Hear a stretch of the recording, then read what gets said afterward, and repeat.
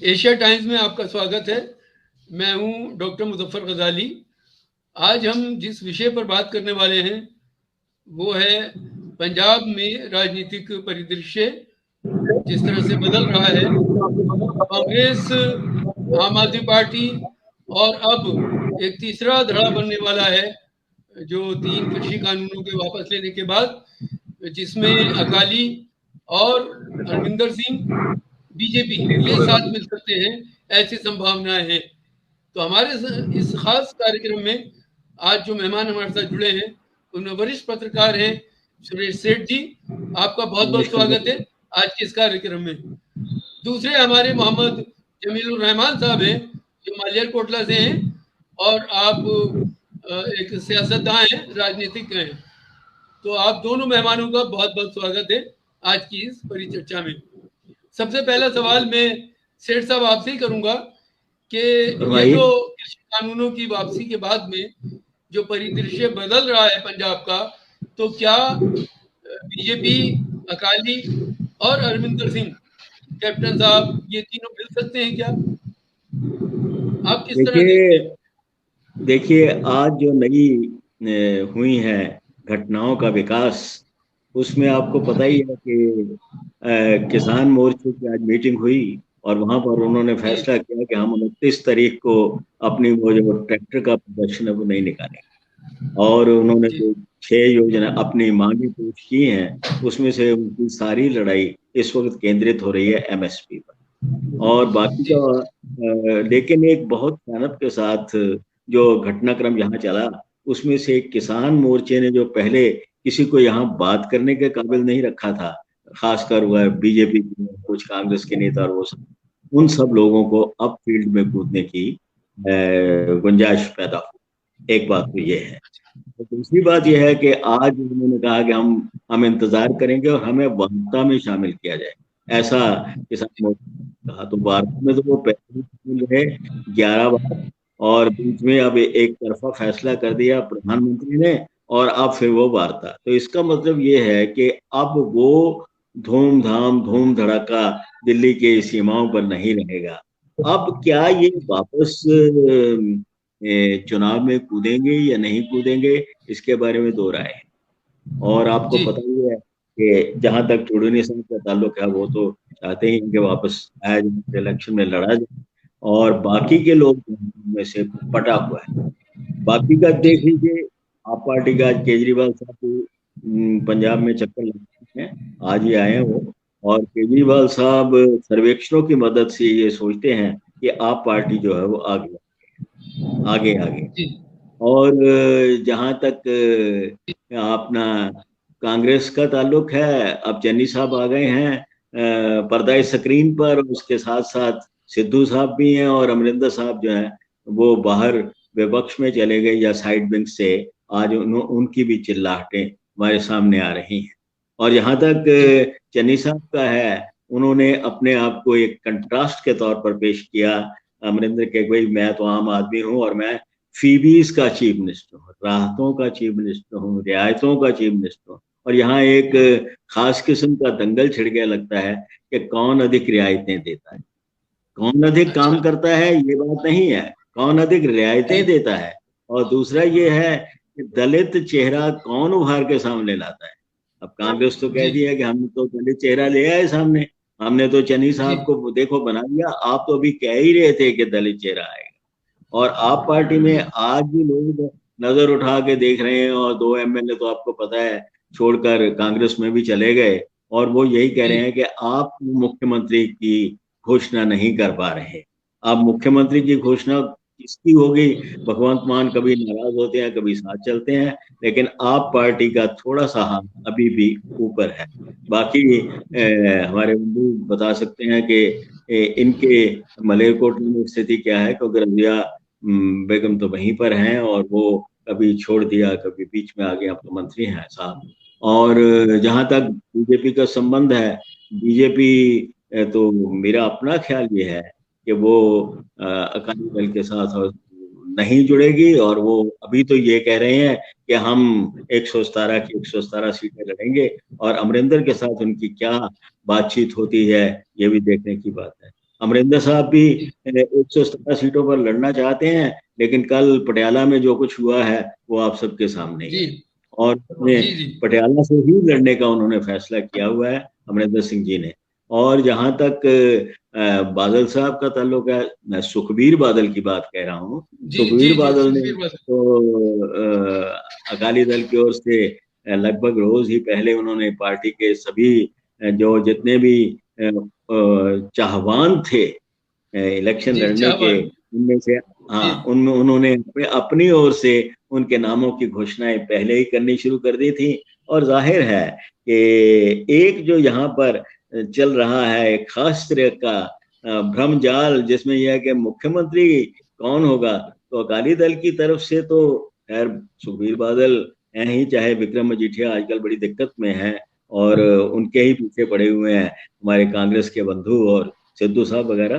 तो अब इनका क्या बनता है, ये किस तरह से अपने आप को, अभी उन्होंने अपने आप को जननायक बना के सड़कों पर चलाने की कोशिश तो की है सुखबीर सिंह जी ने, कि कहीं से कुलचे खा रहे हैं, कहीं से चाट खा रहे हैं, लेकिन वो बात अभी पंजाब वालों के मन में नहीं उतरी है कि ये वही पार्टी है जो हमेशा जीतती रही। और बादल साहब के नाम पर, बादल साहब को शायद लड़ा दिया जाए, शायद ना लड़ा जाए, 93 साल की उम्र हो चुकी है। और अभी मुझे ये लगता है कि मुकाबला सिमट कर आप पार्टी और कांग्रेस के बीच आ गया। अब जी दोनों की तरफ से मुकाबला आम राहुल। जी हाँ जी, मुकाबला हाँ जी। आम आदमी पार्टी और कांग्रेस के बीच आ गया है। और हमारे साथ तो आम आदमी पार्टी के ही एक कारकुन है और शायद वो इलेक्शन लड़ने वाले आम आदमी पार्टी से मोहम्मद जमीलुर रहमान साहब जो मालियार कोटला से हैं। हम उनसे समझ लेते हैं कि आम आदमी पार्टी की स्थिति पंजाब में क्या है और वो किस नज़र से देख रहे हैं। जमील साहब। जी, सबसे पहले तो मैं इस बात के लिए आपका शुक्रगुजार हूं कि आपने मुझे अपने चैनल पे मौका दिया अपनी बात लोगों के सामने रखने का। जी जहां तक पंजाब में आम आदमी पार्टी का ताल्लुक है, आम जी आदमी पार्टी पंजाब में एक बड़ी ताकत बनकर उभरी है और रोज बरोज आम आदमी पार्टी की ताकत में इजाफा हो रहा है।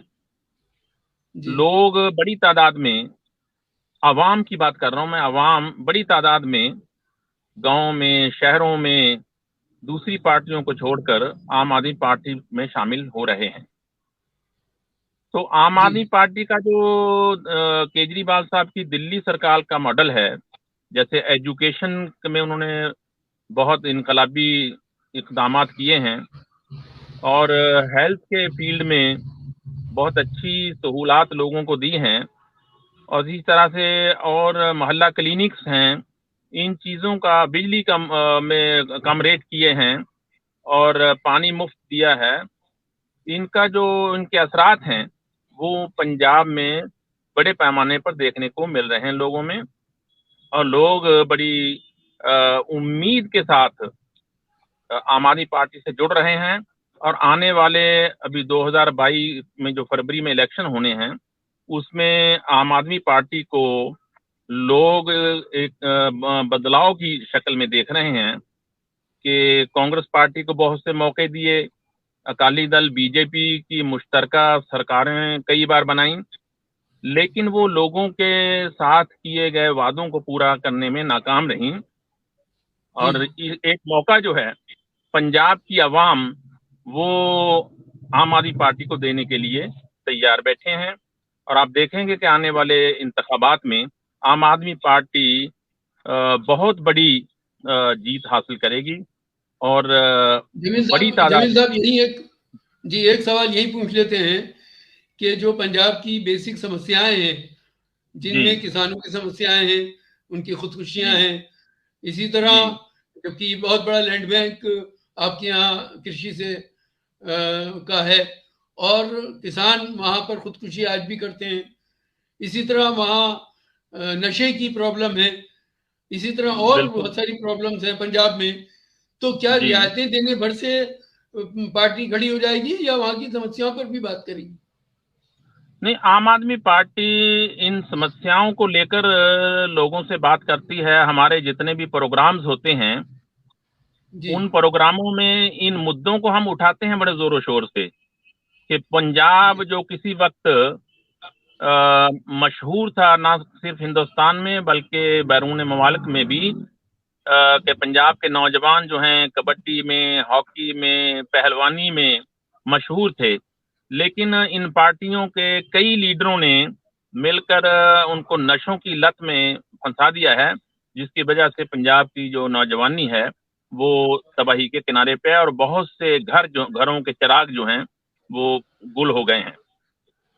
जहां तक अब ताल्लुक मैं है कुछ किसानों का, जी जी अब जी किसानों के जो मुद्दे हैं, किसानों को मतलब अभी इन्होंने कर्जों में फंसा के रख दिया है और कर्जों के बोझ के नीचे दबकर पंजाब का किसान जो है वो खुदकुशी की राह पे चला हुआ है और बड़ी तादाद में खुदकुशियां हो रही हैं।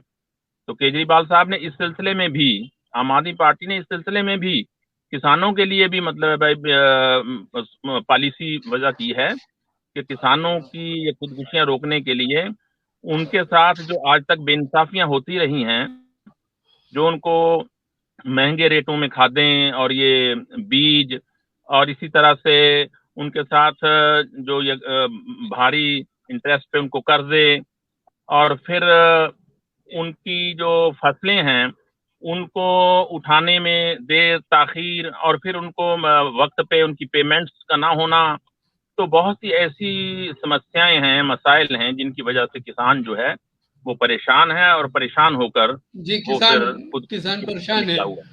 किसान परेशान है। हम हमारे साथ में सुरेश सेठ जी हैं जो नया सवेरा जी के एडिटर हैं और वरिष्ठ जी पत्रकार हैं। उनसे जान लेते हैं कि क्या रियायतें पंजाब के लोगों को देने से काम चल जाएगा या पंजाब की जो बेसिक समस्याएं हैं, बुनियादी समस्याएं हैं, उन पर बात करने की जरूरत है।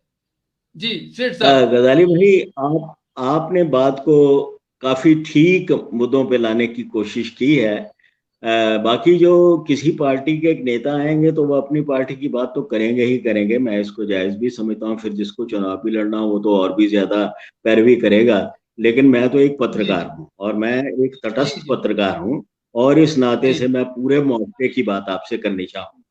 पूरे जी मुआशरे का ये संबंध है इस समय कि इस वक्त आरोपों प्रत्यारोपों की राजनीति हो रही है यहाँ पे। हर नेता जी ये कहता है कि मैं तो दूध का धुला हूं और मैं तो बहुत मैंने राज्य की बहुत सेवा की है या मैं करने जा रहा हूँ। पिछली बार भी 2017 में आप पार्टी का काफी ज्यादा माहौल बन गया था और उसमें काफी जी ठीक ठीक किस्म के लोग इनके साथ जुड़े थे। उसके बाद एकदम से ये 20 सीटों पे सिमट गए और अब भी जो 2 एमएलए तो चले गए इस बात पे कि आप मुख्यमंत्री का चेहरा डिक्लेयर क्यों नहीं कर रहे। चाहे जी केजरीवाल साहब ने कल भी ये स्पष्टीकरण देने की कोशिश की कि जबकि किसी और पार्टी ने नहीं डिक्लेयर किया तो मैं क्यों करूं, जब और पार्टियां डिक्लेयर कर देंगी तो मैं भी करूंगा। लेकिन जी इस बात के बारे में बहुत हमें महत्व नहीं देना चाहिए। आइए हम उन बातों की ओर आए जिन बातों की ओर इन सभी पार्टियों ने कोई ध्यान नहीं दिया और ये लोग चिल्ला चिल्ला कर केवल रियायतों की घोषणा कर रहे हैं। आप पार्टी भी जी कर रही है। आज इन्होंने शिक्षा की बात की है तो आज इन्होंने शिक्षा मंत्री का जवाब भी सुन लिया होगा कि आप कितने 100 स्कूलों को आप चला रहे हैं और हम कितने हजार स्कूलों को चला रहे हैं। और इस वक्त मैं सर्वेस की बात करूं तो पंजाब जो है एजुकेशन के लिहाज से नंबर 1 पर है, ये सर्वेस कह रहे हैं। और जी जहां तक यहाँ के लोगों का ताल्लुक है, लोगों के सामने वही समस्याएं हैं साहब। बेकारी, महंगाई, भ्रष्टाचार, काम नहीं होता। आप पार्टी के पास बहुत वक्त था, शुरू शुरू में लोग आप पार्टी से बहुत मोहित भी हुए। अब जी केजरीवाल साहब की फेरियों के बाद भी आप पार्टी ने वो अपना रसूख नहीं बनाया है, माफ कीजिएगा साहब, जो कि आप पार्टी का पहले लोगों के दिलों में घर कर गया था। इसके बीच जी में चन्नी आ गया, इस बीच में सिद्धू आ गया। सिद्धू और चन्नी की लड़ाई जो है, आरोपों प्रत्यारोपों की, एक दूसरे की टांग खिंचाई, इसको आज विक्रम मजीठिया ने भी बहुत खींचा है। और विक्रम मजीठिया ने भी कहा है कि मैं उन बातों में नहीं जाना चाहता, पर आज की स्टेटमेंट आप देख लीजिएगा कहीं। तो ये जो एक खास तरह का माहौल यहाँ पर बन रहा है, इस खास तरह के माहौल में बदलाव कहाँ है, परिवर्तन कहाँ है, चेंज कहाँ है। क्या चेंज ये है कि हमने राहत देनी शुरू कर दी? क्या चेंज यहाँ है कि हम लोगों को रोजगार की जगह पर हर महिला के बैंक अकाउंट में, खाते में 2,000 रुपया या 1,000 रुपया चला जाएगा? ये किस तरह की राहतें हैं? ये किस तरह की बातें हैं? आप क्यों नहीं करते कि हम शिक्षा के लिए ये कर रहे हैं हम? और जहां तक दिल्ली का ताल्लुक है, दिल्ली का कंपैरिजन मत कीजिए पंजाब के साथ। पंजाब उसके मुकाबले में बहुत बड़ा स्टेट है। आप ही के, जहां तक आप हैं, बहुत अच्छा मलेरकोटला का इलाका है, वहां लड़िए, खूब लड़िए, इलेक्शन लड़िए और बातें कहिए। और एक बहुत ईमानदार उम्मीदवार के नाते आपको अपनी पार्टी की तारीफ तो करनी ही चाहिए। लेकिन मैं आपको साफ बता दूं, एक सड़क पर चलता हुआ, कि इस वक्त कोई आम पार्टी जो है उसका हाथ ऊपर है, सर्वेज में उसका हाथ ऊपर है। लेकिन पिछले दिनों कांग्रेस ने भी अपने आप को काफी पकड़ा, फिर इन दोनों के बीच लड़ाई होने लग गई, दो बन गए मुख्यमंत्री के दावेदार, जिस वजह से कांग्रेस ने थोड़ी सी छवि पे आघात हुआ है। लेकिन उस छवि के आघात के बावजूद चन्नी जो है वो अपने आप को पंजाब का थोड़ा सा लोगों के दिलों के करीब जा रहा है, क्योंकि he is a straight contrast to Amarinder Singh politics. और अमरिंदर सिंह की पॉलिटिक्स से बिल्कुल अलग वो आके जगह जगह जा रहा है और जगह जगह बैठ रहा है, जगह जगह लोगों से मिल रहा है। अब बहुत स्थिति जो है अजीब हो गई है। स्थिति ये हो गई है कि इस वक्त थोड़ा सा 36-35 वाला आंकड़ा देख लीजिए, आप पार्टी और कांग्रेस का है। कौन अपनी छवि को मेंटेन करके रख सकता है? इनकी समस्या ये है कि मुख्यमंत्री कौन सा पायदार ये डिक्लेयर करते हैं आप पार्टी वाले, और कांग्रेस की समस्या ये है कि वो उन दोनों महान विभूतियों के बीच के झगड़े को कैसे नियंत्रित करती हैं। और जहां तक बाकी की पार्टियों का ताल्लुक है, इन बाकी की पार्टियों के लिए कौन नहीं उनको जानता।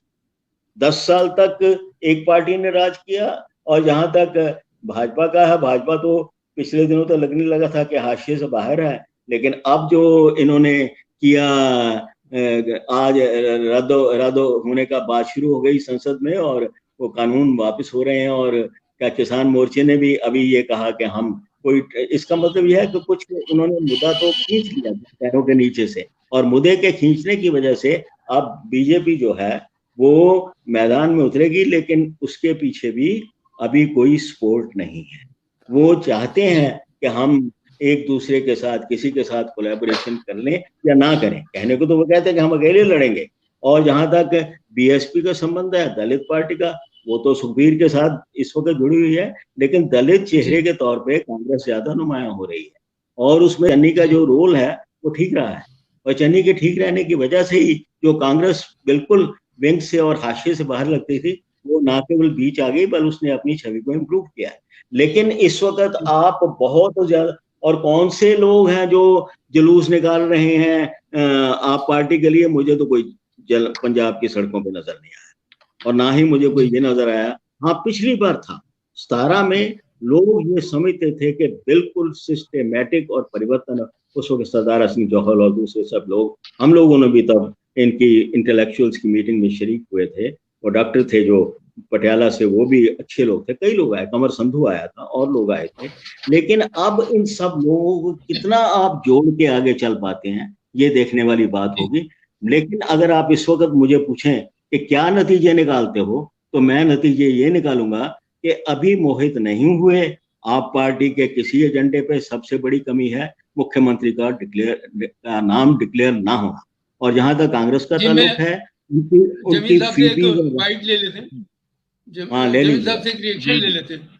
जी जमील साहब, जिस तरह से चन्नी और सिद्धू के दरमियान लड़ाई है, जिस तरह कैप्टन अलग है और बादल अलग है, जिस तरह बीजेपी इन दोनों के साथ कहीं ना कहीं पैक्ट बनाने की कोशिश कर रही है, इन सारी जो इक्वेशंस हैं, इनके बीच में आप आम आदमी पार्टी को कहाँ देख रहे हैं? क्या इसका आपको सीधे फायदा होगा? हाँ बिल्कुल गजाली साहब, इसका फायदा आम आदमी पार्टी को मिलेगा, क्योंकि सिद्धू साहब चन्नी साहब की वो बरमला तनकीद कर रहे हैं उनकी कारगुजारी पर। अब एक तरफ तो चन्नी साहब जो कि पावर में है, मौजूदा चीफ मिनिस्टर हैं, वो उन्होंने ऐलानात की झड़ियां लगा रखी हैं। तो बयानात और ऐलानात को अगर देखा जाए तो उस मामले में तो चन्नी साहब का कोई सानी नजर नहीं आता है। बयान देने में और ऐलानात करने में वो बहुत पेश हैं, लेकिन अमली तौर पर उन बयानात को, उन ऐलानात को नाफिज करना ये मतलब नहीं हो पा रहा है, जिसकी वजह से लोगों में मायूसी है। अगर हम जमीनी सतह पर जाके देखते हैं और लोगों से मिलते हैं, रोज हम पूछते हैं तो कहते हैं ऐलानात हैं, लेकिन हमारे पास तो ऐसा कोई मतलब उन्होंने अमली तौर पर कदम नहीं उठाया है। और दूसरी बात मेरे पास में एक आंकड़ा जिसका है, मैं वो आंकड़ा आपके सामने रख दूं, जिसका जिक्र हमारे एक आंकड़ा आपके किया है, एक आंकड़ा रख दूं, उसके बाद आप कहिए। साहब का चेहरा अनाउंस नहीं किया आम आदमी पार्टी ने। मैं मतलब यहाँ ये बात कहना चाहूंगा कि अभी तक तो कांग्रेस पार्टी ने, जो कि सत्ता में है, जो इक़्तिदार में है, उस पार्टी ने भी सीएम का चेहरा अनाउंस नहीं किया है। चन्नी साहब सीएम का चेहरा होंगे, सिद्धू साहब होंगे या कोई और होंगे। और इसी तरह से अभी बड़े बादल साहब का भी नाम आया कि वो भी चुनाव लड़ सकते हैं। तो सीएम उनके यहाँ सुखबीर बादल जी होंगे या प्रकाश बादल जी होंगे, अभी वहां भी क्लियर नहीं है। तो आम आदमी पार्टी भी आने वाले चंद दिनों में सीएम का चेहरा जो है उसको अनाउंस करेगी। और आम आदमी पार्टी पिछली बार 2017 की बात हुई, 2017 में आम आदमी पार्टी का ऑर्गेनाइजेशनल सेटअप जो था वो इतना मजबूत नहीं था। ये ठीक है इनकी बात के आवाम में या जनता में या ज़ाहरी सतह पर बहुत लोग जो थे वो चाहते थे बदलाव, लेकिन अब की बार जो है पार्टी जो है वो ऑर्गेनाइजेशनल सतह पर, निचली सतह पर, बूथ लेवल तक बहुत मजबूत है। और ऑर्गेनाइजेशनल सेटअप पार्टी का मजबूत है, बूथ लेवल से लेकर स्टेट लेवल तक तमाम जो यूनिट्स हैं वो बहुत ही स्ट्रांग हैं। और इसी बलबूते पर हम जनता में जा रहे हैं और जनता का हमें समर्थन मिल रहा है। जी गजाली साहब। जमील साहब, मैं आपसे ये एक सवाल करना चाहता हूँ। आपसे सवाल करूं उससे पहले हमारे साथ में सुनील धवन जी जुड़ गए हैं, उनका स्वागत है इस कार्यक्रम में। सुनील धवन जी, आपका स्वागत है। वरिष्ठ पत्रकार हैं सुनील धवन जी। तो मैं आपसे ये सवाल कर रहा था कि पिछली मर्तबा जैसे हमने देखा, दुआबे में आपका असर ज्यादा था। दुआबे के अलावा पंजाब को हम देखते हैं तो 3 हिस्सों में बटा हुआ है, उसमें से दुआबे में आपका असर ज्यादा था, बाकी 2 हिस्सों में उतना ज्यादा असर नजर नहीं आया। और जो आपके उम्मीदवार जीत के आए हैं वो भी दुआबे से है। तो इस बार कंडीशन क्या है, जरा सा ये आपसे जान लेते हैं।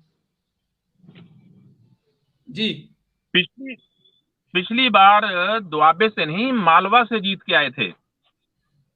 अच्छा, पिछली बार हमारी एक सीट थी दुआबा से, बाकी तमाम सीटें हमारी मालवा से थी, दुआबा से 2 सीटें।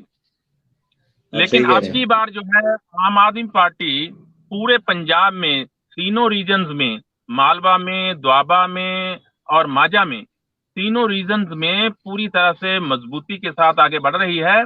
और अभी परसों तरसों जो भगवंत मान जी की रैली हुई है पट्टी में, माजा रीजन में, तो उसमें रिकॉर्ड तोड़ इकट्ठ हुआ है। और जिसको देखकर हमारी दूसरी पार्टियों को पसीने छूट गए हैं। तो आवाम जो है माजा में भी, दुआबा में भी और मालवा में भी बड़े पैमाने पर बदलाव के मूड में है। वो बदलाव चाहती है और एक मौका इस बार आम आदमी पार्टी को पंजाब में सरकार बनाकर देना चाहती है, ताकि पंजाब के साथ जो बड़े लंबे समय से, बड़ी लंबी मुद्दत से लोगों के साथ जुल्म ज्यादती हो रही है, बेइंसाफी हो रही है, धक्केशाही हो रही है, किसानों के साथ, मजदूरों के साथ, व्यापारियों के साथ, आड़ती वर्ग के साथ, और वो चाहते हैं कि सभी लोगों की इच्छा है, सभी लोगों की ख्वाहिश है कि एक मौका केजरीवाल साहब को, उनकी पार्टी को, आम आदमी पार्टी को दिया जाए, ताकि पंजाब के अंदर लोगों को बुनियादी बात मिल सके। आप सुन रहे हैं? धवन साहब, आप सुन पा रहे हैं मुझको? सुनील धवन जी, चलिए शायद हमारे बीच चलिए नहीं है। जब तक ये सुनते हैं सेठ मैं साहब, बात करता हूँ। हाँ हाँ मैं सेठ बात साहब, करता मैं हूँ। आपसे पूछता हूँ। देखिए, भाई भाई गजाली, मेरे पास एक डेटा है कि 14.5 करोड़ किसान हैं।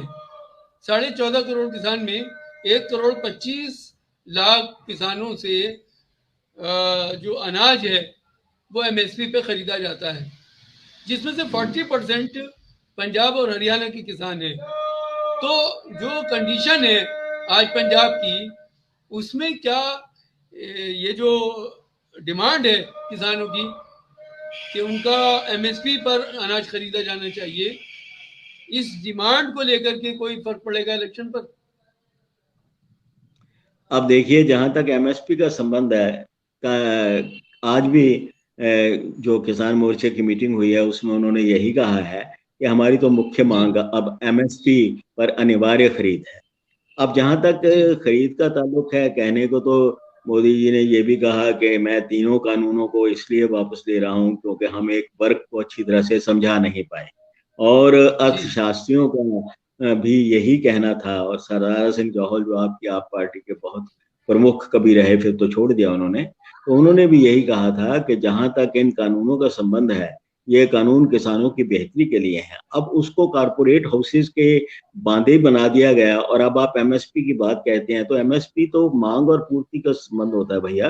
आपकी जो नियमित मंडियां हैं, उन नियमित मंडियों में आप जब खरीदते हैं चीजों को, मैं इकोनॉमिक्स का स्टूडेंट रहा हूँ सारी उम्र, तो जब आप उनको खरीदते हैं तो उसकी स्टोरेज भी होती है। उसकी स्टोरेज के लिए आपके पास जगह कहाँ है, आपके पास पैसे कहाँ हैं। और जब आप जाते हैं प्राइवेट सेक्टर की मंडियों में, तो उन प्राइवेट सेक्टर की मंडियों में अगर उनको भी एमएसपी भी खरीदना है अनिवार्य रूप से, तो एक तो उनका जो प्राइवेट बिजनेस है उसमें आघात आता है, और दूसरा वो फिर उनको खरीदने का मतलब क्या है।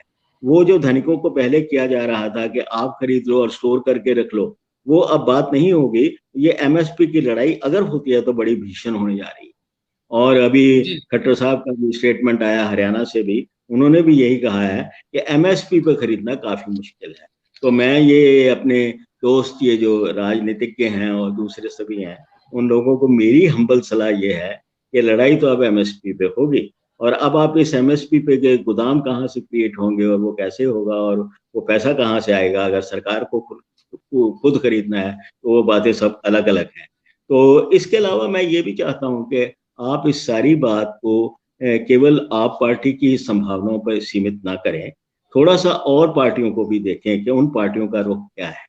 जहां तक कांग्रेस की लड़ाई है, कांग्रेस की लड़ाई जब हुई तो बहुत ही बैड मूड से हुई। जब इन्होंने 4-5 महीने और का सहारा लेकर निकाल के अमरिंदर को बाहर कर दिया, और अमरिंदर के बाहर होने के बाद अब अमरिंदर जो हैं वो इस पे शायद निर्भर कर रहे थे कि जहां तक किसानों के कानून हैं वो ले लेंगे मोदी जी, और एक बन जाएगा आपस में सैम्बलेंस। और उनकी जो पार्टी है वो बाद में रहे भी इस बारे में, और कांग्रेस वाले उनको दोबारा लाने की कोशिश भी करते रहे। और अब कभी आता है कि वो बीजेपी ज्वाइन कर लेंगे, और कभी आता है कि आप पार्टी ज्वाइन कर लेंगे, कभी आता है वो अकाली दल में चले जाएंगे। तो उनका जहां आज सुखबीर का स्टेटमेंट आया है कि जहां तक अमरिंदर का ताल्लुक है, अमरिंदर की पार्टी वोटें तोड़ने जा रही है कांग्रेस की। अब ये सब राजनीतिक के स्टेटमेंट्स हैं जो कि दी जाती हैं। और जहां तक कांग्रेस का संबंध है, कांग्रेस को जिस तरीके से आप कह रहे हैं ये ठीक है, आपका आप पार्टी का बिल्कुल कहना सही है कि आप पार्टी ने जिस तरीके से अब ऑर्गेनाइज किया है, और जो अनुशासन हमारे दोस्त हैं वो भगवंत मान, हमारे दोस्त भगवंत मान ने दिखाया है, तो वो अनुशासन अपने आप में अंदर से होने के बावजूद ये आज भी वो केजरीवाल को। लेकिन एक और बात तो हो गई प्यारे भाई कि असली केजरीवाल कौन है और नकली केजरीवाल कौन है। अब असली केजरीवाल तो है ही है, और नकली केजरीवाल अब चन्नी को कह रहे हैं, चन्नी कहता है मैं हूँ असली और ये है नकली, क्योंकि इसने वहां की जो है रियायतें दी हैं वो कहीं दिल्ली में सब लोगों को नहीं मिली हैं और यहाँ भी नहीं मिले। सेठ साहब, मैं आपसे एक आखिरी सवाल ये करना चाहता हूँ कि ठीक है, क्या ये मुकाबला इस बार 3 तरफा होने वाला है या 2 लोगों के बीच में मुख्य लड़ाई रहेगी? देखिए ये मुकाबला इस बार होगा, जो मेरी अपनी राय है जहां तक आज इतनी सारी उम्र के बाद, कि ये मुकाबला होगा आप पार्टी और कांग्रेस के बीच, ये मेरी राय है। और जहां तक अभी हाशिए से अंदर आने की कोशिश कर रही है अकाली दल, लेकिन बीएसपी के साथ उनका जो समझौता था उसका तोड़ तो कांग्रेस ने निकाल लिया चन्नी को बना के। तो अब वो दलित का वो चक्कर उनको नहीं पड़ेगा।